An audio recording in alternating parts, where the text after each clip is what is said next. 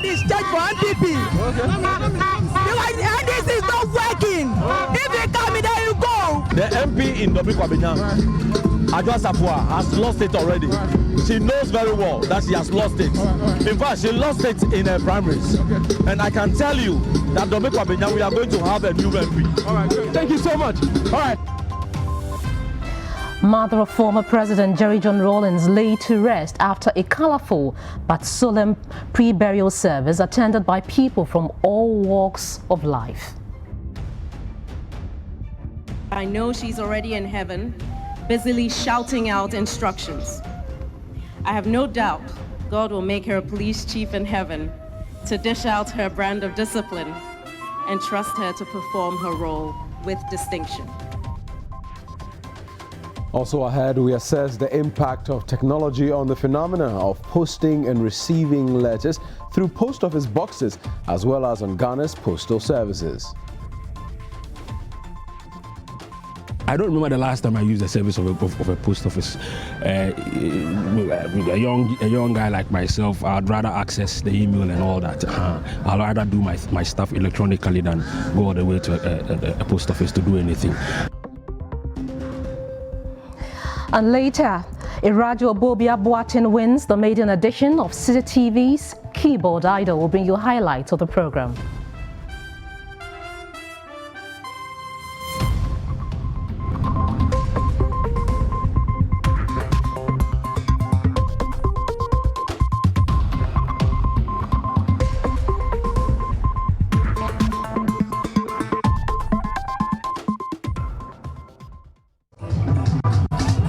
It's about 6 weeks to election day, December 7th.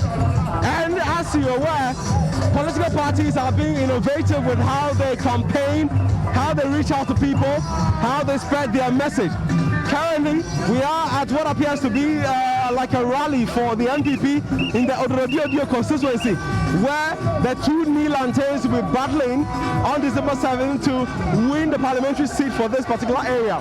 Now, there are thousands of people gathered here, in where you would call Principal Street of the Odorodiodio constituency. We've gone through some areas like the Rollins Park, areas like the Cantonment side of Main Accra, and the thousands of individuals here are having what appears to be a walk, what appears to be a remembrance walk on behalf of the youth organizer who died. So we do know that the coronavirus pandemic continues to be a problem, and what is troubling is that a lot or majority of these people are not wearing a face mask. So today we are trying to put a spotlight on activities that the parties are embarking on as we draw closer to election day. The NDC has been having a number of walks. The NPP has also been having a number of walks. I'm going to try and talk to some of the participants to find out why they are part of this, why they are risking their lives since coronavirus is still in the system. A lot of them are not wearing masks, as you can see. Because of Mahama, we are dying because of Mahama. He is doing a lot of work more than Nila Tebanapwe. Nila Tebanama is not, Banapwe is not working in Odododo. It's a poor. And nowadays, Odododo, everybody is changed for MPP. Because this is not working. If you come in, there you go. All right. So there you have it. The walk, the rally, Walkum rally continues. They have the police, should I say, monitoring or supervising them. We're still going to go in there. There are thousands of individuals here. And as you know, we're just about 6 weeks away from December 7th. Now, this particular constituency, you can call an NDC constituency, going all the way back to 1996 thereabouts. The NPP has only taken this seat once, and they did that in the year 2000. Apart from that, it's been an NDC show through and through. The current parliamentary candidate for the NPP, Nilante Bannerman, he competed against the current MP, Nilante Vanderpoel, and lost by quite a close margin.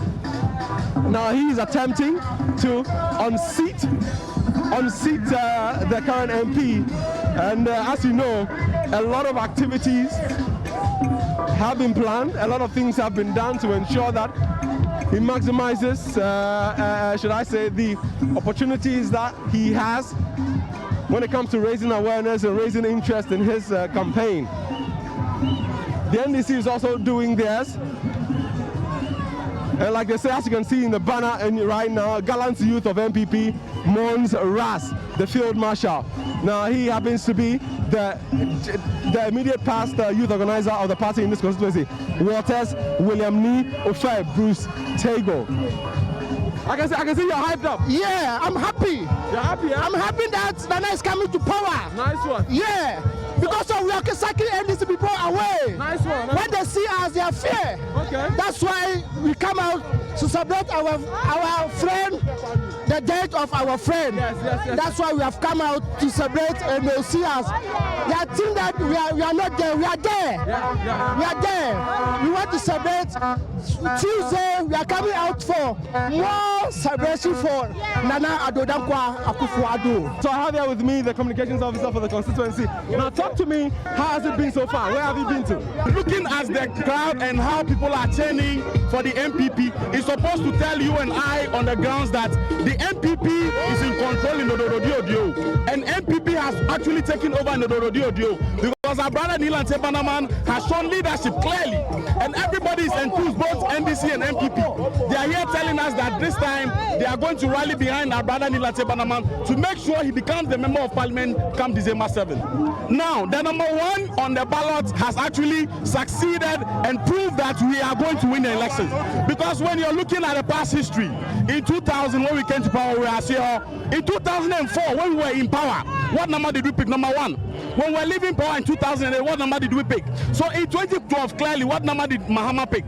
That used to win the elections. It was number one. So that shows that when you are in power and you pick number one, it is a chance that you are. It's a chance that indicates that you are winning the elections. So we are saying that the number one is, of course, the victory for Banaman and a victory for Nana Addo Dankwa Akufo-Addo. All right, there you have him, the communications person for the constituency. We are still here, still trying to talk to some people. Now, some will say that this is an NDC seat.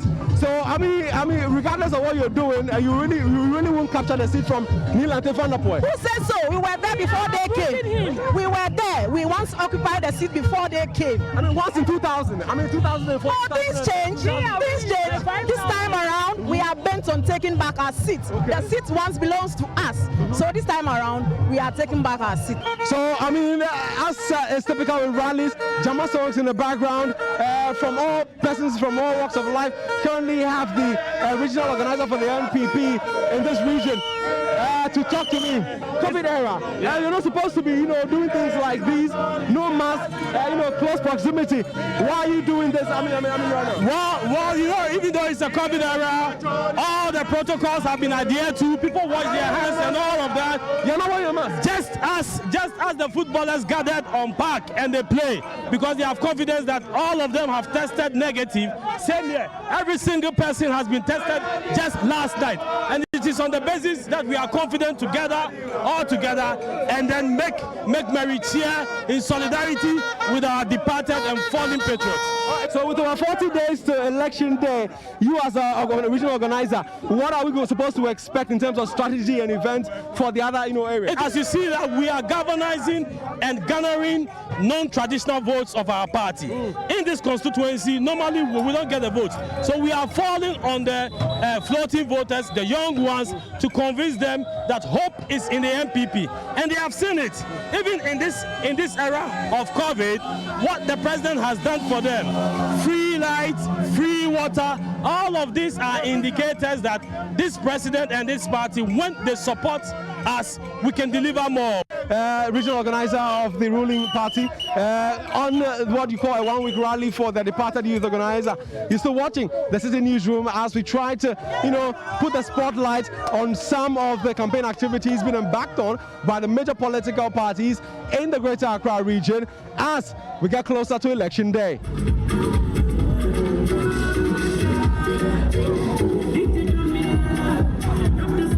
Alright, so I'm still watching the Citi Newsroom, covering major events being embarked on by the major political parties. Currently, we are at what is being termed as a virtual rally for political parties. In the background, you can see some NDC members. A number of constituency parliamentary candidates have passed through here. The constituency reps or parliamentary candidate for the Ayawaso West, John Dumelo, was here.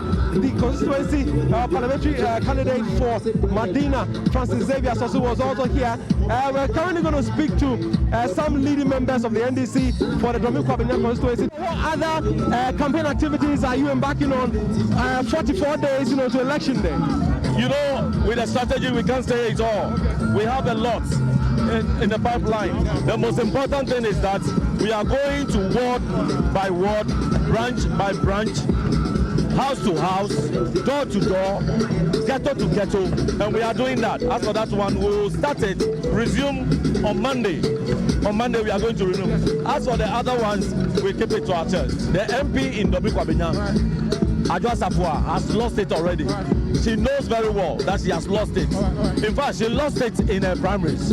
And I can tell you that Domin Kwabena, we are going to have a new MP. All right, great. Thank you so much. All right, hello, sir. How are you? Welcome to the Citi Newsroom. Thank you very much. Nice. Now, talk to me about today's event and what you make of it. In times past, it won't be a virtual rally.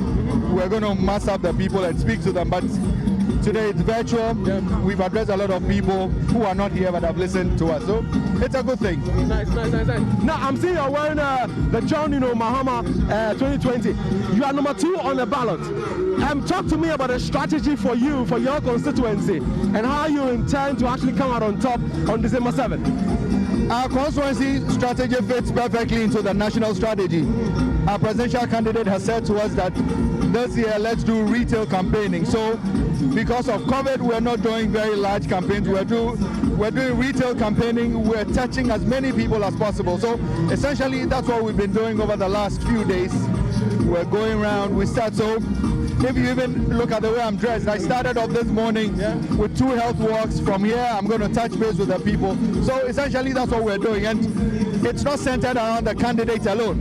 Every branch is doing its own thing. So it's a good thing. I foresee victory at the end of the day. December 7th, victory is going to be ours. I'm very confident about that. Yeah. Yabuabeng is gone. Yabuabeng is just on borrowed time. He knows he has our 43 days to exit Parliament. I am very upbeat about this. I am very confident about this.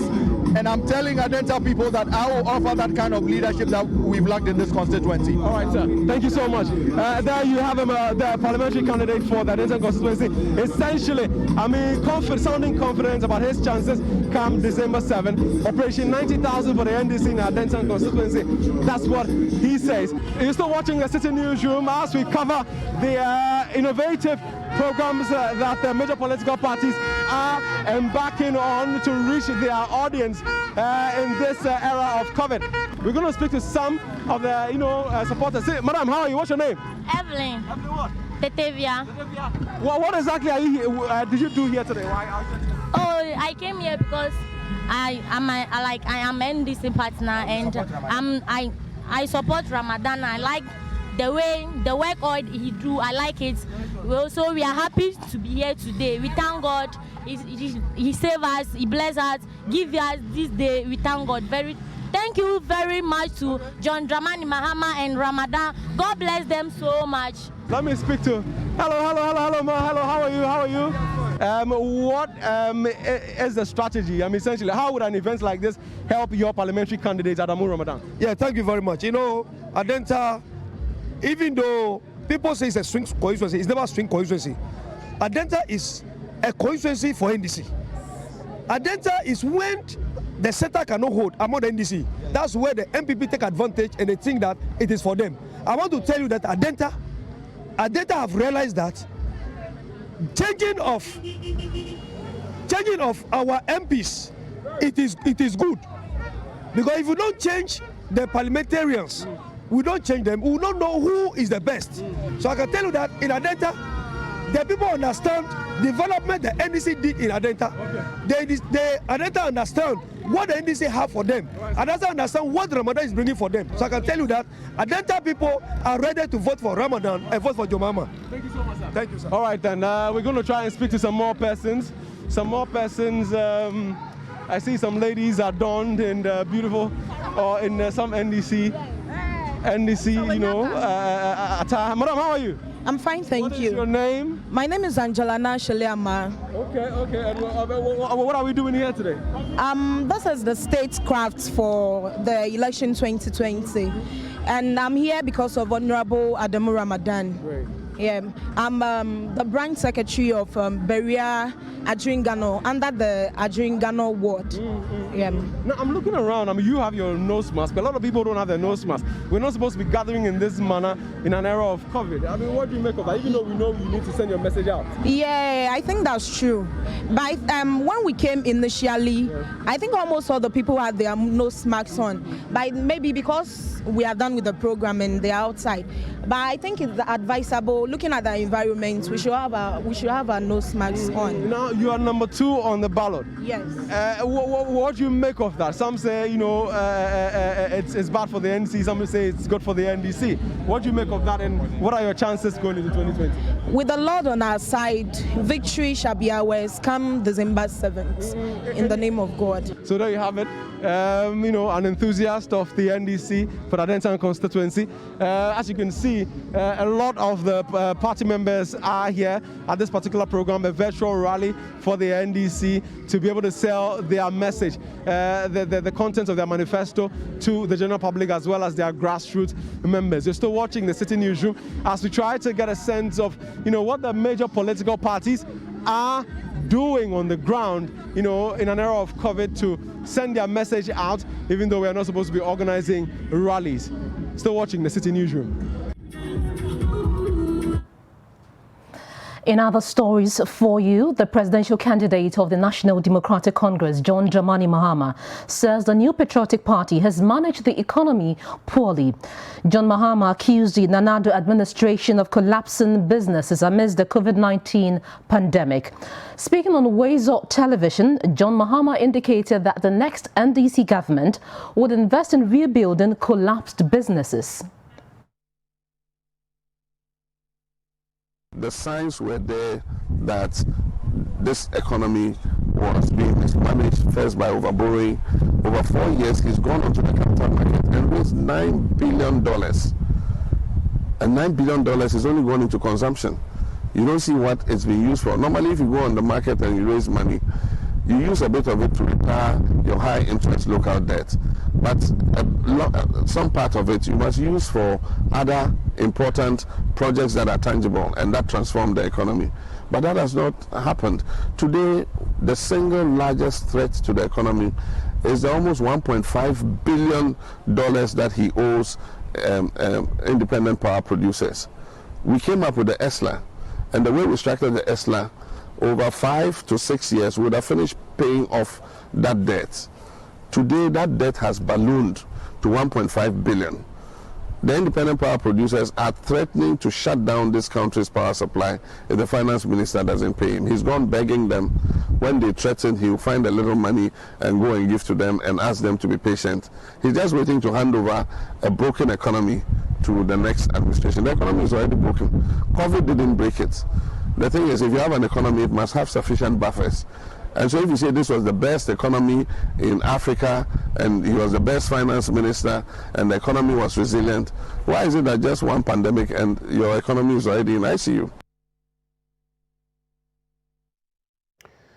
So staying on the former president, he has ended his 5-day Western Regional campaign tour with a promise to bring back the defunct Black Star shipping line.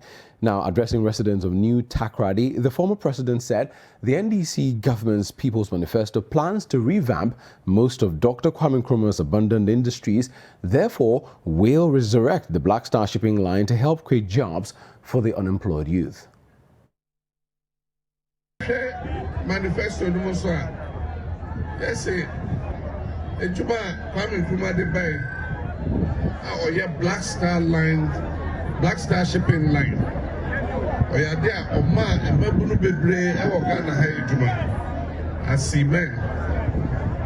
Never Juba no NDC the best samba. You're the Black Star line. The Babe na Epono na Wasi assassin no echo secondary and I said, baby, Etime yetra ho e map no e wo yes I sing na enko. Nti ye see defense wall. We fe bi e wo ha. Na senya parliamentary candidate okan no. As I say ye free airport no also. Ebetime afat so akopie secondary ho. So them okan no ball e bi esi kwai no. Enti wakachire me. Esenye me ya adoma. Se eba ye defeat baba. Ni abe sisa ball ani nyina every ho. The Asantehene Otumfuo Osei Tutu II is urging the current leadership of the Convention People's Party to work hard to make the party vibrant again. He says although the New Patriotic Party and the National Democratic Congress are the dominant political parties currently in Ghana, the CPP can become the third force if its leadership puts in the needed work.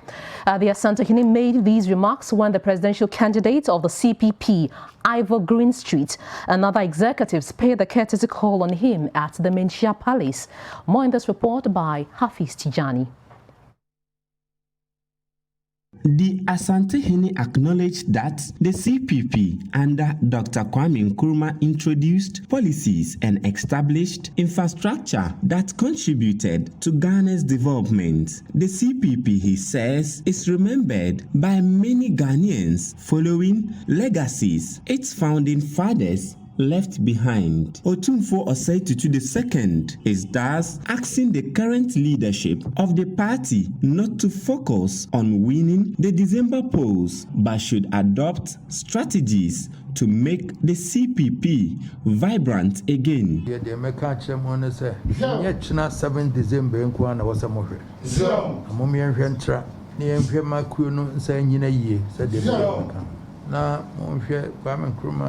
Or no pencil, social democrats, social dende, and they yen day. They say MPP ni NDC na afakwe efenina. Obi say NDC nye, obi say MPP nye. Enti ni pe bi kura person ka CPP nso betun apagya no mu a. So abeka ho am na yi. Say de ye dan a ye beko MPP anase ye beko NDC. Enso Ghana ma hia say ekuo no bi nso bepagya ho am nipa na hunu say me hwe ha na nya na me ko hanso am na yi ye no na me hwe se mo so behwe na mo de no so ye boa magana man ko so ne kabi mamin kabi amamuo no ko so mai.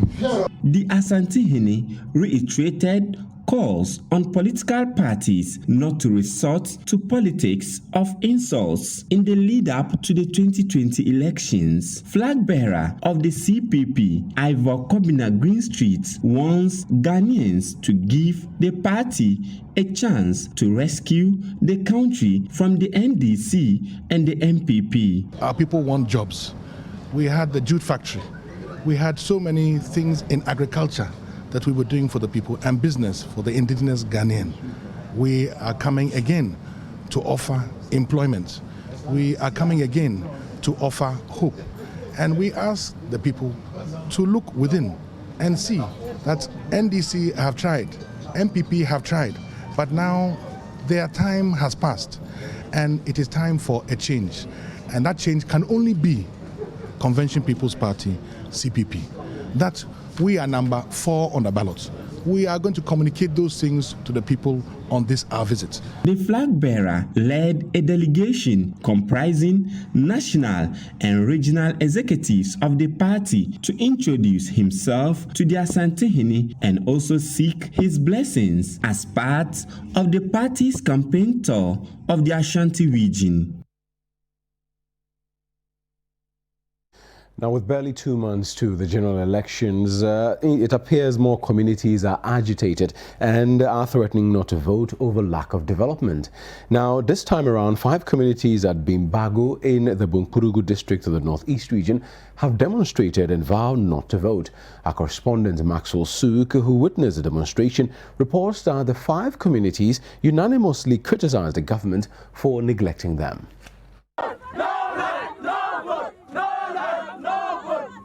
For the first time, residents of Bimbago, Naajon, Unajaten, Jantra, and Nadur came out to speak for themselves. Some of the angry youth complained about lack of development in their communities. Since 1992, you vote from 1992 to 2020, and you couldn't get your problem solved in your community. What are you voting for? We are just nothing. That means if Bimbagu South is not vote, the government will have the right position. So then we will not vote this 2020. We don't have lights to study. How can students perform without all these things? And we don't have road. No school for us. No school for us. When time we see where students have been sitting. Yes. That's the only thing we have. So government should just fear God and do something for us. These women are queued to fetch water from this tap.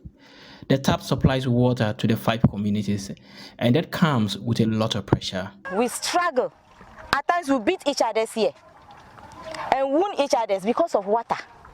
So we are just begging that government should come and help us. We need his help.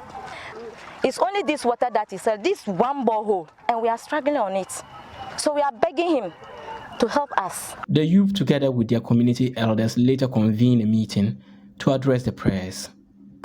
We, the concerned youth and the entire membership of Bimbagu traditional area, located at southern part of Bimbagu Market, which happened to be the seat of Bimba Dana in the Bunkuru Yunyogo district of Northeast region of the Republic of Ghana, have strongly intended not to cast our votes in the upcoming December 7, 2020 general election of Ghana. Now, former President Jerry John Rollins has paid glowing tribute to his late mother, Victoria Agbotui. The former president said the discipline and work ethic instilled in him by his mother contributed in no small measure towards molding his future. Former President Rollins made these comments at the pre-burial service of Madam Victoria Agbotui in Accra on Saturday. We have more in this report. The solemn ceremony at the forecourt of the State House attracted dignitaries such as the President, the Vice President, the clergy, Chairman of the NDC, Samuel Ofosu-Ampofo, and other stalwarts of the party. After mourners filed past the remains of the mother of former President Rollins, Madam Victoria Agbotui, who died on September 4, 2020, head of the Agbotui family, Colonel Retired Joshua Agbotui, extolled her virtues during the reading of her biography.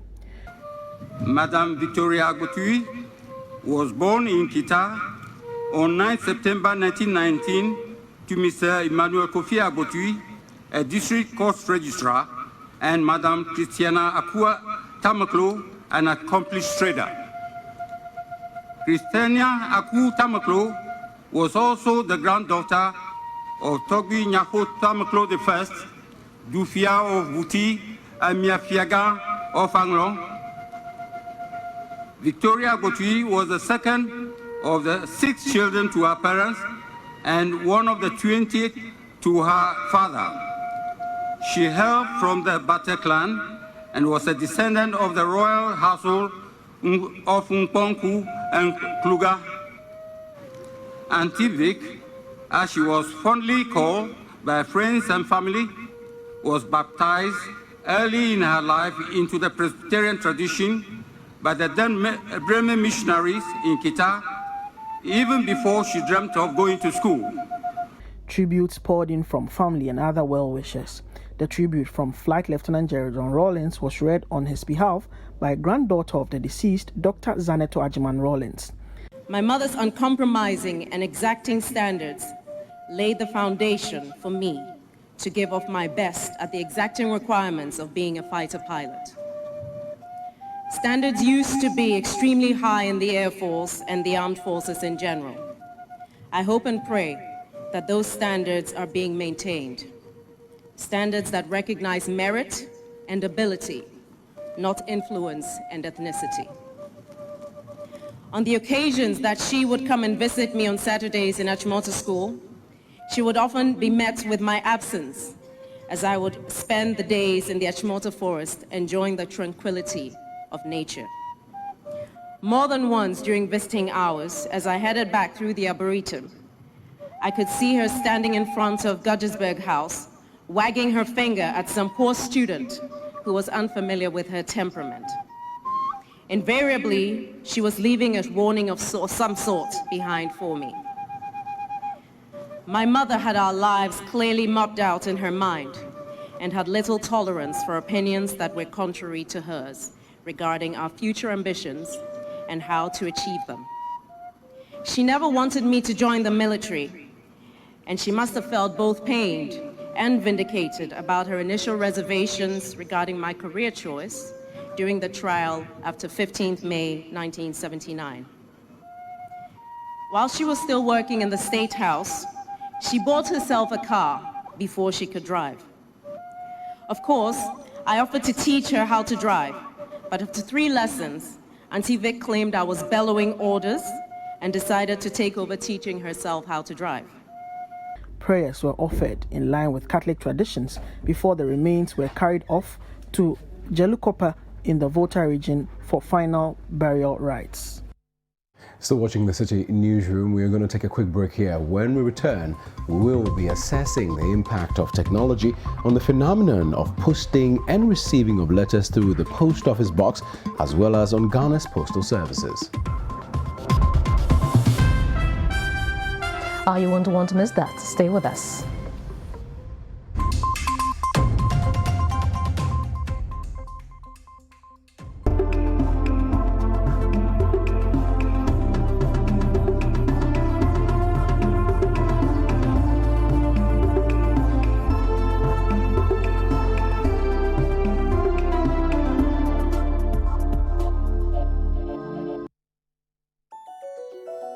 Rigworld Solutions, forging the frameworks of Ghanaian industry. Engineering solutions from the heart of Takrady, Kejebil.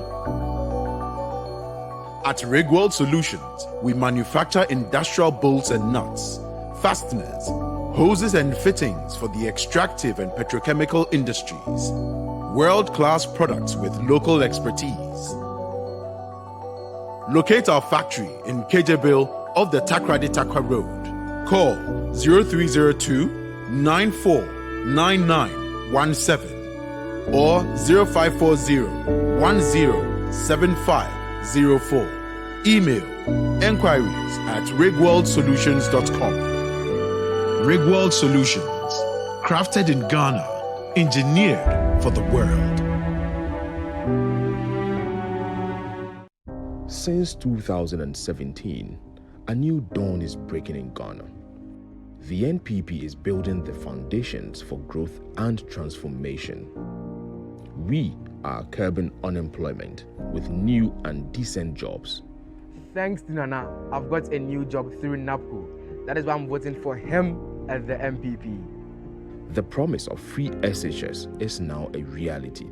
Through education, I have a brighter future. That's why I'm voting for Nana and the MPP. The future of our country is in the hands of a competent leader, a man you can trust. I trust Nana. This December, let's protect our progress. Let's give Nana 4 more to do more for you. 2020, 4 more for Nana. 2020, Nana. What's poppin'? Brand new dramas, that's what. Ethan Hawke leads a group of freedom fighters in the daring battle to end slavery in Mnet's brand new historical miniseries. We're gonna start a revolution. And the rebellious daughter must step up and take the reins of her late father's criminal enterprise in Africa Magic's brand new local series. What do I do? What else is poppin'? Brand new pop-up channels, that's what's poppin'. We're serving up family dramas and intrigue galore in The Beloved Man on the new telenovelas channel. Citizens, we cannot allow this situation to go on. We're packing a punch with the Kung Fu adventures of the Chinese Odyssey on the brand new Kicks channel. And we're going crazy over arts and crafts with Cooksy on the new Zumu channel. So pop on over to DSTV for the best of brand new this month.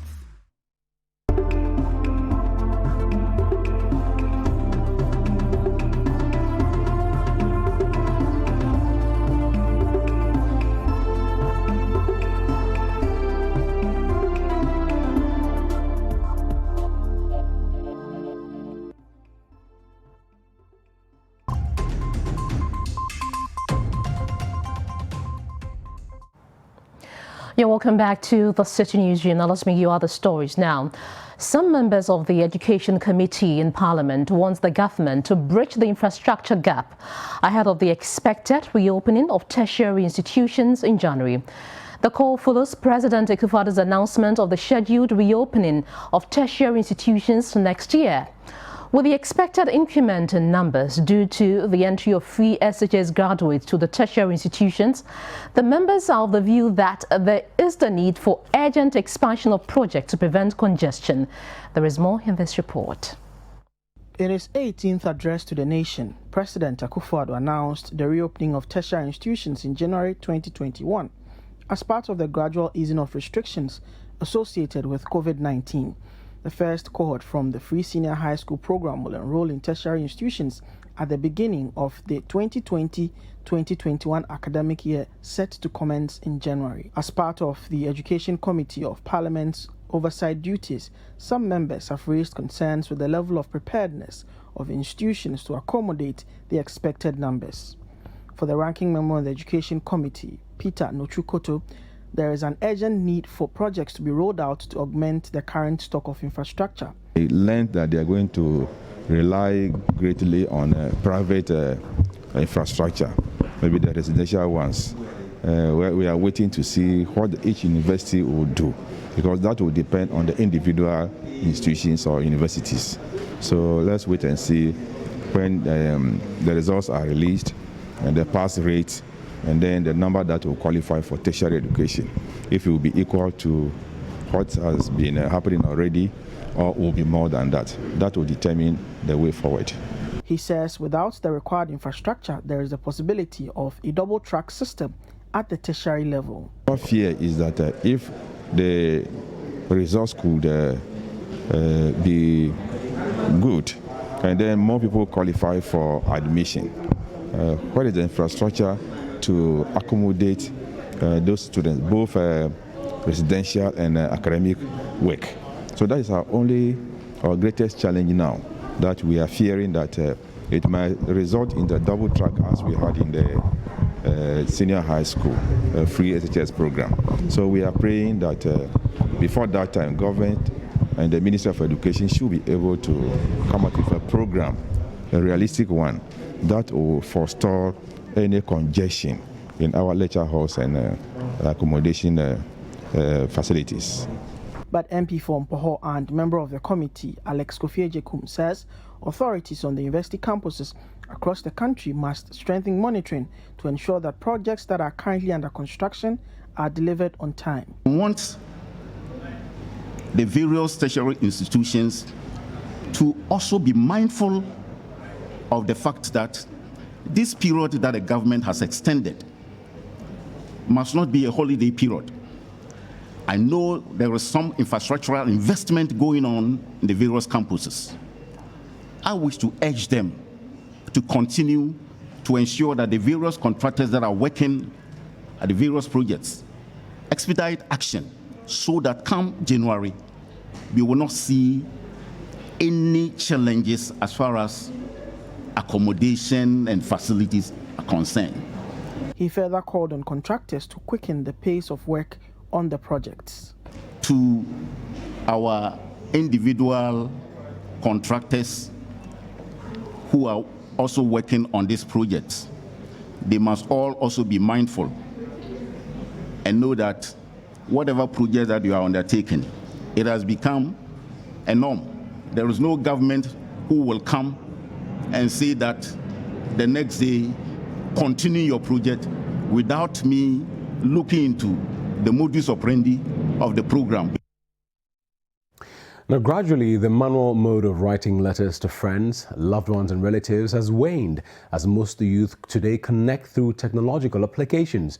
Now, many are oblivious about what was once the most exciting mode of communication, as the waiting period for the delivery of these letters formed part of the experience of using the post office. Citi News' Beverly London assesses the impact of technology on postal services. The services of a post office had been one of the most sought-after channels in the early periods of the 15th century. According to research, The term post office came into use after the legalization of private mail services in England in 1935. A post office, known to many, is mainly for the transfer of letters from one person to the other, which perhaps was the most crucial role it played. From the 19th down to the 20th century, most people relied on the services of post offices for the delivery of their packages, particularly letters. For students at the time, they excitedly looked forward to receiving letters on days referred to as mail day, either from their parents, friends, or loved ones.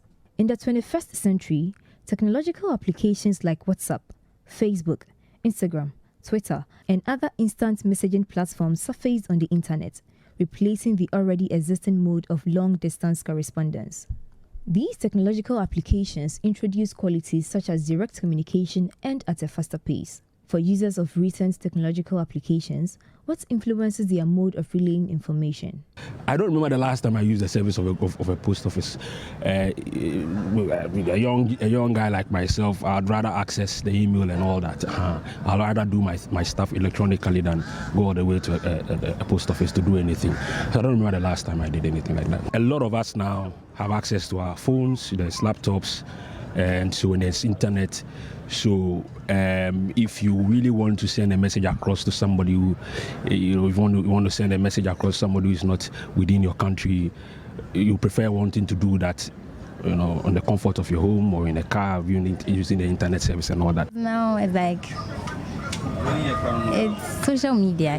It's free to, you can easily send a message to anyone through WhatsApp, Facebook. So I don't know why I should work and then go to the post office for this. Why would I send a message and wait for a period of about 2 weeks to get response when I can send it via mail, or better still via WhatsApp or any other social media medium and get instant? Why should I wait for that 2 week period? No. I would want something quick and fast.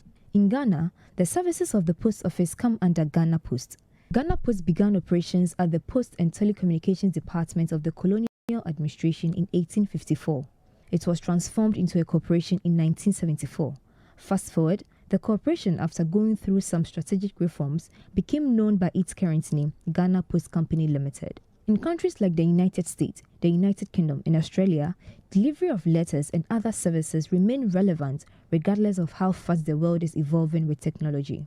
A technology consultant, Maximus Ametogo, tells Citi News these countries keep redefining their services to meet the demands of their clients. Of course, now in the US, people are talking about what they call mail inbox voting system. So now they are going to use the postal service to do the same thing, right? So they've been able to reinvent and redefine the kind of solutions that they need to deliver to their target audience. So they've been able to work around how they can serve their target audience better and within a very short time, so that you have 24 hours, you have 48 hours, you have express services. They've been able to categorize their services into various pricing models, and it's working magic for them. The head of communication at Ghana Post, Kobihima Osisiadan Bekwe, says though technology has caused a shift in communication, some organizations employ their services to send letters. It will interest you to know that we still have people sending letters in. People still come over to receive vital documents through the post, either invitation letters, the bank also bank statements, agreements. We have some companies visiting the post office like 3 times in a week to open their boxes to take letters from it. In addition to these roles, the post office also engages in other services such as courier services, domestic and international parcel delivery, banking services, among other things. Most entrepreneurs and users of these services have expressed satisfaction with their transactions thus far. To my clients, I've never heard them tell me they have lost their package before. Every time the package goes through and then they get their package. So, it has been good working with them since my package don't get lost and I'm able to deliver to my customers and my clients. I'm grateful. It was okay by them, but the charges were so much. That is one thing. I don't want them to send something through them again at the time. There are other means, like we've got the DHL, the FedEx, and then all that. But I think the person decided to do it through Ghana Post. At least it's my first experience, so it's fine. My first experience picking up then, so it's fine. How has the Ghana Post taken advantage of technology to boost the revenue of the company and improve client service? Due to technology, we have been able to devise a system whereby we track items. So now you cannot walk to the post office to claim for an item whereby no one has sent you an item. Due to technology, now we can track. So the tracking system, when you come, you say, where's your tracking ID? Once you give us the tracking number, we are able to track. If it was through Ghana Post, we will know. If it's not through us, we will know. If even the number does not exist, we will know and we will inform you. We're shooting up and we are expecting that in the year 2020, a lot of goodies in terms of revenue will come in. So far, the revenue has been good. Maximus Ametago adds that the Ghana Post Office needs to rethink their strategies to remain competitive and improve their service. The postal service needs to re-engineer how they can deliver their services better, right? If I'm moving, maybe I'm relocating from this region to another region, and I want my properties moved, can they do that? The logistical movement, can they do that, right? If I want, I bought a computer, can it be delivered to another person in another region without me going to maybe a transport company who are now eating into their cake to have the product delivered? You know, so they need to rethink their model so that they become very relevant. So the conversation continues. The advent of technology has made things much easier, especially with sending of information. But then again, the Ghana Post Service argues that their service in that direction also has been very smooth, among other services that they deliver. Reporting for Citi News, Beverlyn Langdon. This is your election bureau. You're watching the Citi Newsroom. Still to come here on the Citi Newsroom, Irajua Obobia Boateng wins maiden edition of Citi TV's Keyboard Idol. We'll share the details with you after this break. Do stay with us.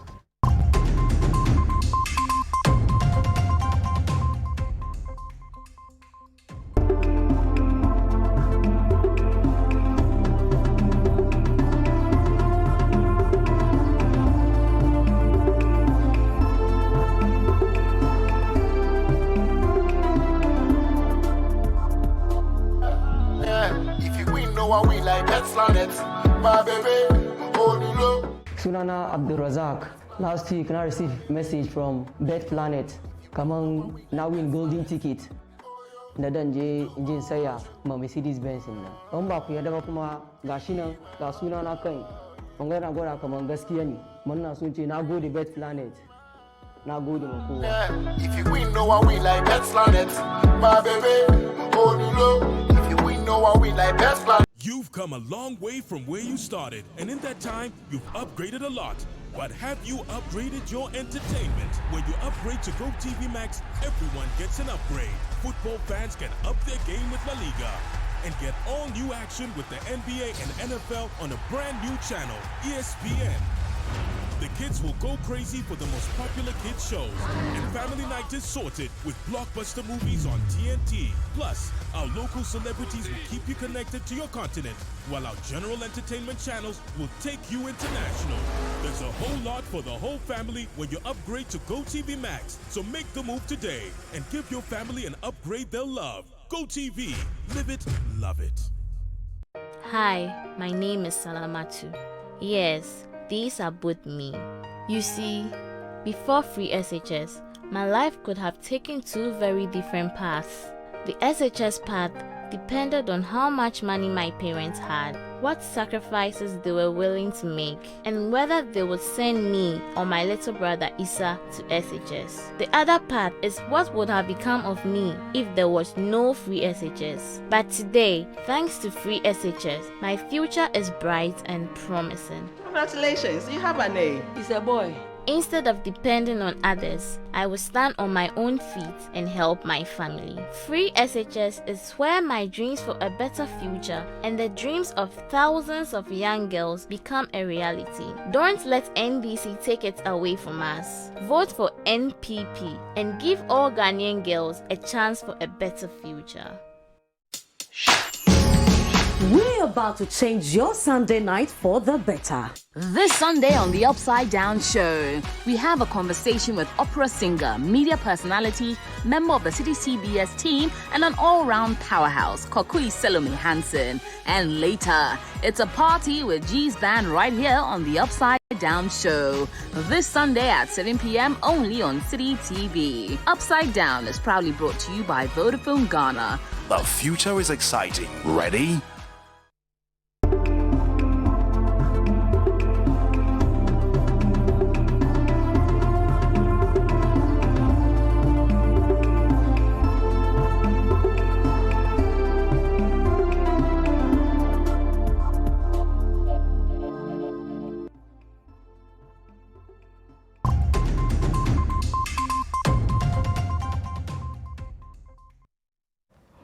You're welcome back. Now, Irajwa Obobiabuatin has been crowned the winner of the maiden edition of Citi TV's Keyboard Idol competition after weeks of fierce competition. Now, on the night of the grand finale, the 7 finalists went through 3 rounds, which saw the eviction of 4 contestants. Now, Irajwa, the winner, took home a cash prize of 10,000 Ghana cedis. More in this report by Na Adoli Mufat. The 7 contestants who were trained by accomplished judges over the past weeks dazzled viewers with their amazing performances at the grand finale of Citi TV's Keyboard Idol competition at the Silicon House in Accra. Irajwa Obobiabuatin, Nana Kweku Yeboah, Nana Nkrumah Boando, Justice Kwanzaa, Joel Yani Jr., Kelvin Yeboah Ichampon, and Euro Yeboah Afre dished out classical music, high life and band music during the 3 rounds of the competition. After the first round of the grand finale, Nana Kweku Yeboah and Justice Kwanzaa were evicted. The next contestant to leave is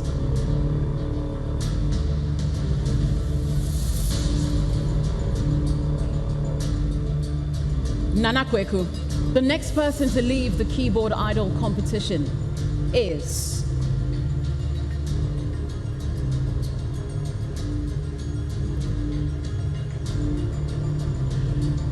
Justice. The journey was over for Joel Yani Jr. and Nana Nkrumah Boando after the classical round of the night.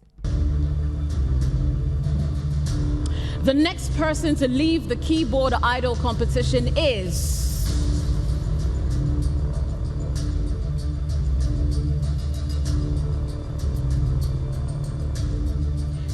Joel. The next person to leave the Keyboard Idol competition is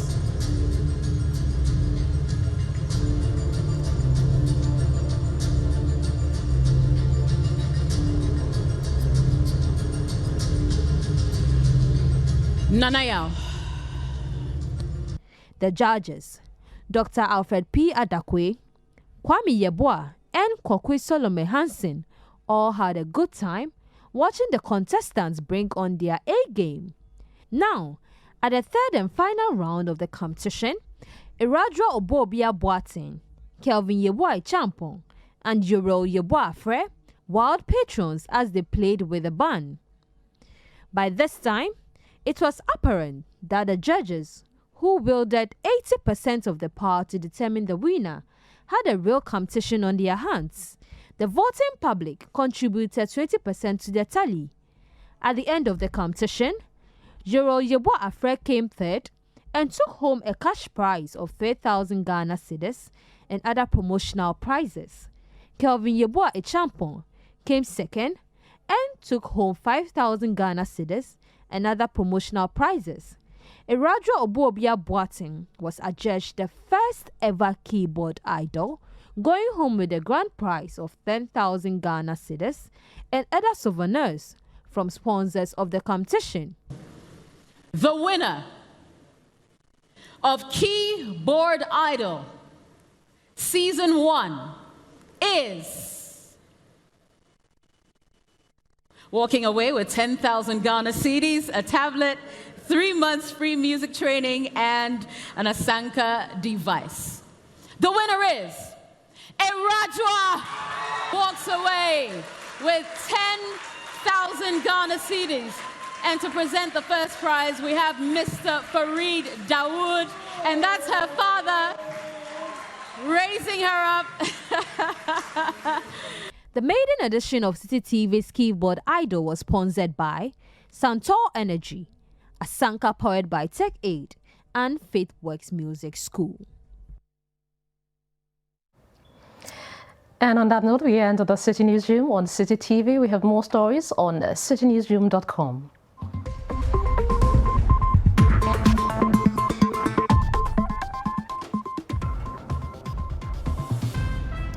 Subscribe to CitiTube on YouTube for more exclusive video content from Citi TV.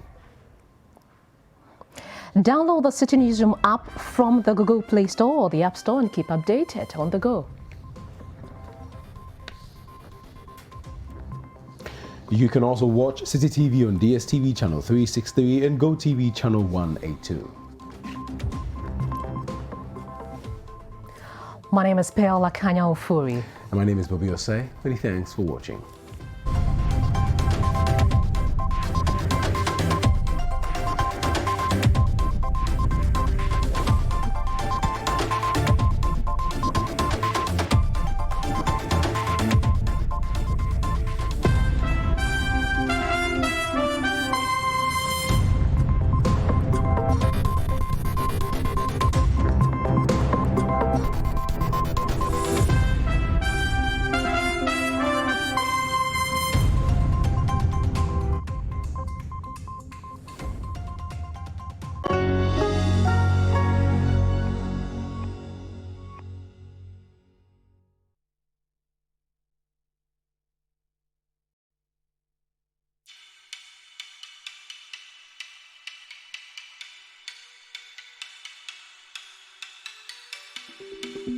Rigwald Solutions is a wholly owned Ghanaian company that offers multiple engineering solutions for the extractive and petrochemical industries.